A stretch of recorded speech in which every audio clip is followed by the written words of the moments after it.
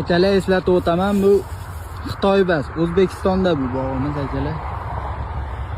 Jilosimizni qaranglar. Inshaalloh jiloslarimiz oqarishga kelib qoldi. Royal Tioga jilosi 4 yoshli daraxt akalar.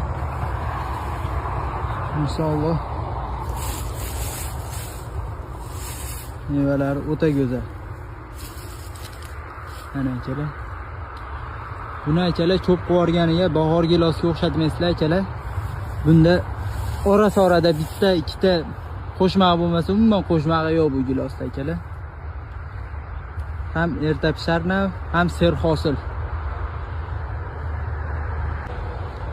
Videomiz yoqqan bo'lsa akalar,